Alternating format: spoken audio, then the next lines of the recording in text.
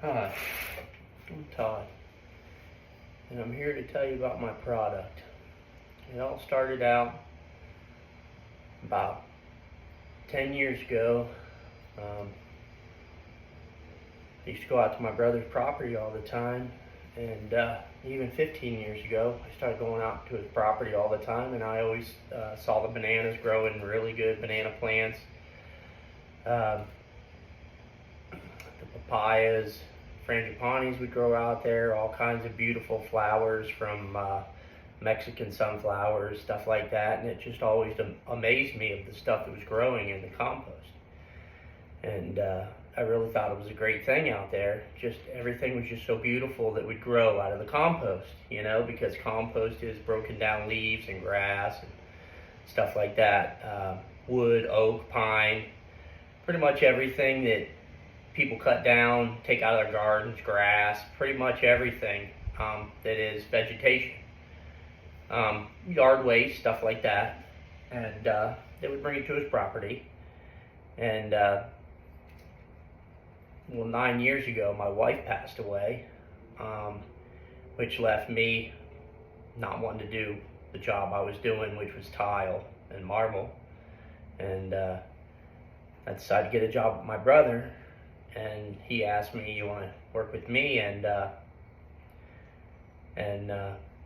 learn the compost?" And we did that, and Mike's Organic Topsoil became successful. Florida State Agriculture used to come in all the time and check the compost, Mike's Organic Topsoil, and they used to tell us how good it was. So my brother had purchased a screener through like 9 or 10 years ago, and screened the compost topsoil. But just the compost topsoil in general, everything grew really good in it, flowers, fruits, vegetables, stuff like that. But I knew there was something more that was making the compost topsoil. So one day, me and my buddy were out there patting our stead, and we were out there, and he was catching centipedes and stuff like that. And he looks up there, and he goes, "Hey man, look at all the millipedes on the tops of the compost piles." And I was like, "Wow!" And he's like, "Yeah." He's an arborist, Pat is, and he's like, "Yeah, look at the base of the banana plants, which our banana plants were different than everybody else's. They would get 15 feet tall, and they'd always fall over with 6-foot stalks on them. And we used to cut bananas off them all the time, and the kids would eat 5 at a time. And the same thing with our papayas. I always just thought it was normal because there was like 2,000 banana plants and a couple thousand papaya trees, which that's what I noticed the most on. And our papaya plants alone or trees, they would have between 150 and 250 papayas on them. And I always thought that was really cool. And same thing with the banana plants. And when I started doing deliveries in general, 9 years ago, I would go to people's houses, and their banana plants would only have like maybe 2 foot of bananas on their banana stalks, and their trees weren't that big. And I would wonder, but the whole time I knew it was the millipede castings, because he had showed me it landed at the base of the banana trees and the papaya trees. And I would ask them, I would ask the customer, which is a farmer, I'd be like, "Hey, what's going on with your banana plants?" And they'd be like, "Oh, I have plenty of bananas." I'd say, "Well, I have 6-foot stalks on our property." And they're like, "Oh, it's because the compost is so good." And I'm like, "Okay, well, there's more to the compost." And I knew it was the castings, the millipede castings. And so the whole point is I would go to other people's houses, same thing. I would see their papaya trees, and they would only have like 50 or 60 on them. And I would ask them questions, and I would tell them we had 150 to 250 papayas on our trees. But what I did is I sent away test samples to University of Florida, and I think it was a place in Tampa, and the test results came back really good because I did it toward worm castings at the time. And it beat worm castings in everything but water capability, and maybe water capability, and the worm oxidizes the soil a little more, meaning adds more oxygen to it. But I learned that, and what I did is I carried around samples. I gave a sample to one of my original customers that I had dealt with. His name was Bob, and he's a farmer, and he does permaculture and stuff like that in his yard. And I was able to figure out what the millipedes like to eat, and then I hand sifted enough just to put in a Ziploc bag. And well, what I did was gave him some, and he used it because I wanted to know what it did. And he brought me over and he goes, "Oh, check out my broccoli." And the broccoli head was like this big around. And he's like, "That's your castings." And this is after a couple months. And then he said, "No, but I want to show you the kicker. I'll bring you over and show you my wife's roses, Caroline." And the roses were like bloomed out like this big around, twice the size of a softball, like a small plate. And all of her roses were like that, bloomed out. And he says, "This is your castings." He said, "How do I invest?" I said, "You can't invest because I can't make a lot of it. I need to learn how to make more." And what I did is I figured out one time I had dumped a 40-yard load with the back dump in the back with certain things in it, and came back like 6 months later, and it was all gone, and it was all castings. And then places that I went, there were big palm heart root balls. They ate them to the ground too, and I realized they liked the palm heart and stuff like that, and different materials. So I put all those materials together in big old piles, and I was able to make enough to make like a 5-gallon bucket. So then I carried that 5-gallon bucket around for a good 6 years, I would say, somewhere right around there. And I gave out samples. I started giving out samples to everybody. I would meet up with people. I met up with a guy. Actually, I did take it to a farm meanwhile, but I met up with a guy that had a fruit tree, which really amazed me. He's like, "Oh, I have this mango tree. It's 12 years old," and it was a huge tree, big base, everything. And it's 12 years old. I've had no flowers or no fruit. And I said to him, "Hey, well, take a half a cup of this, put it around there, and let me know." And he did. And he called me back all giddy and like happy and, "Bring me some mulch, bring me some mulch. I know that's permaculture, but check out my tree." And I come back and it was covered in flowers, and it fruited that year. And I have a sunflower farmer that I delivered to, and I went to him and he said, "Do you have anything else other than compost topsoil?" And I said, "Yes, I do have these millipede castings," because I had a 5-gallon bucket now that I was carrying around with me. And I gave him a sample. And he used some of it, and he said, "Oh, well, one of my plants, that's one of my favorite plant, I'm not going to tell you what it is, but I want to buy a 5-gallon bucket." And he said, "I don't know if it's your stuff, but the plant's doing better than ever, and it's amazing, and it has to be your stuff. So let me buy a 5-gallon bucket." So I made him a 5-gallon bucket. So then I met up with another customer that had the same thing. They were like, "Oh, I have a 9-year-old mango tree that's not flowering and not fruiting." So I gave him a half a cup. He put it around the base of the tree. He called me back and said, "Todd, you were right. I have flowers, and now I have fruit."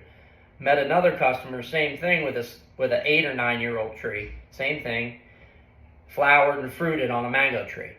Or plant, sorry. So I started meeting up with some of my customers. I would go to another job and a customer would say, "Oh my God, Todd, do you have anything that's for my avocados?" I would say, "Take 2 tablespoons. Because I figured out, the size of the plants, how much to use. Because my dad was using it in his garden too, and my nephew was using it on his plants. And he was telling me, just with the little seedlings, just take a little pinch like this and drop it in on your little seedlings, and it'll make them pop out quicker because it's very fungal dominant. I learned from sending away the test studies. And I knew it was 45-1, and I just knew all the NPK was good and just everything was high. It's a hot casting. It's not a cold casting, so I learned to mix it with worm castings to cool it down a little bit and make it fungal and bacterial to cover everything. So one of the things that I did learn with the avocado is this is the mixture already that I had with the worm castings and the millipede castings, is I would meet up with customers that had avocado trees that weren't producing after 5.5, 6 years. And I would say just take like 2 tablespoons and then wait a month and then hit it with another tablespoon every 2 weeks. And I gave the lady a whole cup. And she came back to me and said, oh, make me a bucket because I got flowers and fruit. And then I met up with somebody else with an avocado tree and they did 2 tablespoons. Then I started meeting up with more customers on my deliveries that had fruit trees. And they would take a half a cup and put it around their fruit trees. And the next cycle, when they would fruit, they would have 4 to 5 times as much fruit. And so they would order a small bucket of the castings. And I'm like, oh, this really works. And everybody's house I would go back to, they would always tell me, if I would give them a sample, oh my God, your stuff really works, make me a bucket. So then the last 2 years, I've been making buckets for pretty much everybody. But through that 10-year period, everybody always used to make fun of me, which really got me going, is they would make fun of me, oh, your millipede castings, oh, your millipede castings. And they thought I was funny, like a goofball, And they were calling me the compost cowboy, like making fun of me. But it was really a great thing for the plants, and I knew it was a really great thing for the plants. So I started getting more stuff that they like to eat. I started doing worm bins and getting thousands of millipedes from different places all around the state and putting them where I need to put them. And then in the last 2 years, I've been making castings just for you. So on the average garden, well, what I learned about it, that it makes the flowers bloom always.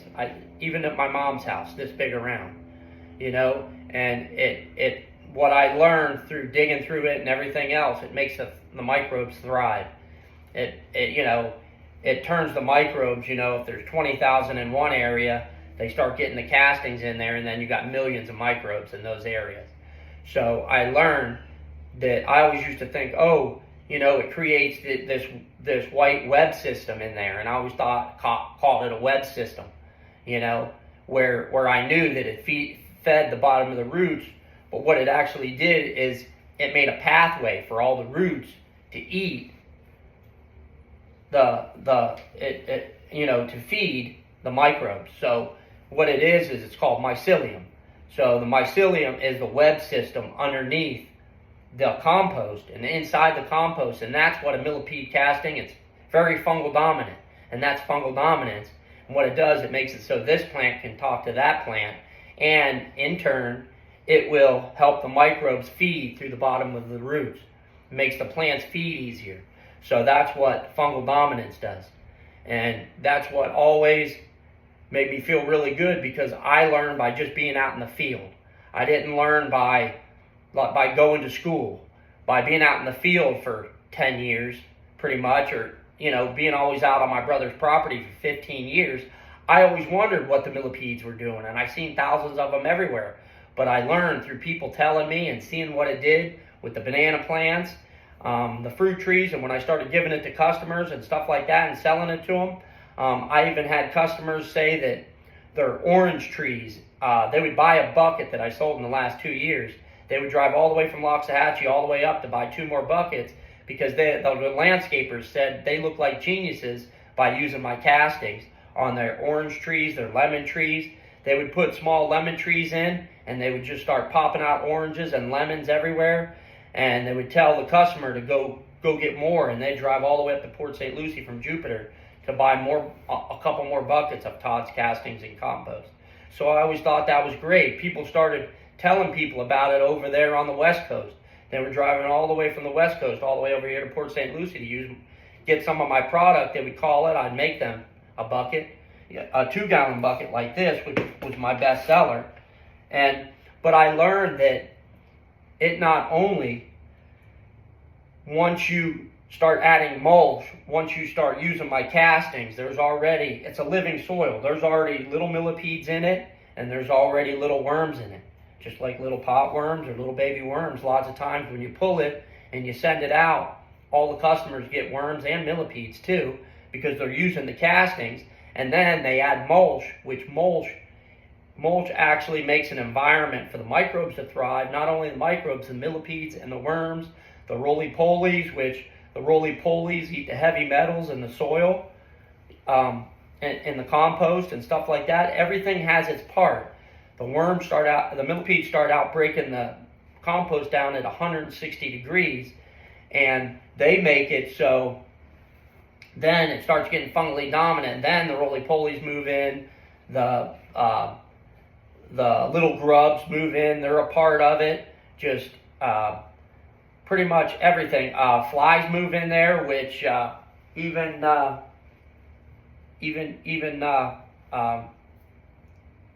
what are them? Soldier flies will move in and stuff like that in the compost, and they'll make nests in there, and then you'll get soldier fly larvae in there and stuff like that. I mean, it's just really cool to compost, and everything starts at the top, one bug, and then they all get in there naturally with the microorganisms, and the microorganisms feed everything, like the plants and just everything. And it was just a really cool thing. And what I learned is on the average garden bed, you only need about a teaspoon. That's what my nephew always said to do, is a teaspoon at a time. When you're doing 1 to 3 gallon plants, you're only using a teaspoon. So a bucket like this, a 2 gallon bucket, will do about 1,500 plants. And that's a lot. But once you're adding it to your compost, it makes it fungal dominant. You just have to keep adding mulch, and then once you add the mulch and you got all the right stuff, like the worms and the millipedes and the roly-polies and stuff like that in your compost, you will never have to add a fake fertilizer or something like that, because this is natural soil amendment is what it is. So you would never have to do that again, because fertilizers, synthetic fertilizers, and these bad fertilizers that they make from sludge and stuff like that are no good.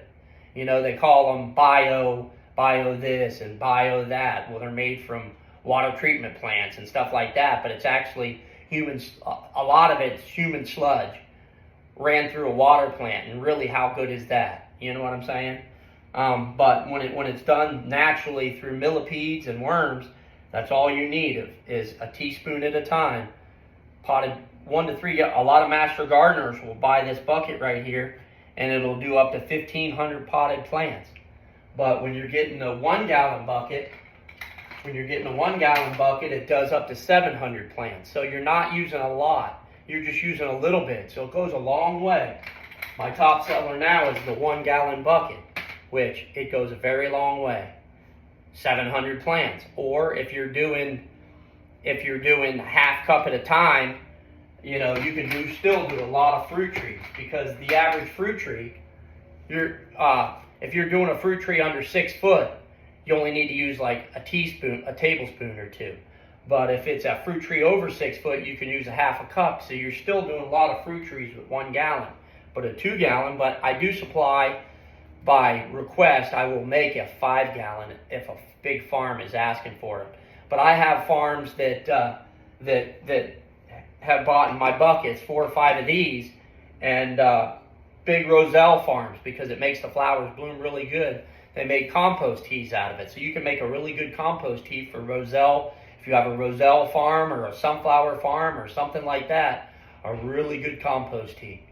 But, yep, that's my story. Todd's Castings and Compost. Come get it on Amazon today or on my website. You can get it down at Bushel Stop down in Jupiter Farms, and you can purchase it at Mulch and More in Stewart off of 714, and you can purchase it at Lady D's in Tradition Farmers Market. Thank you.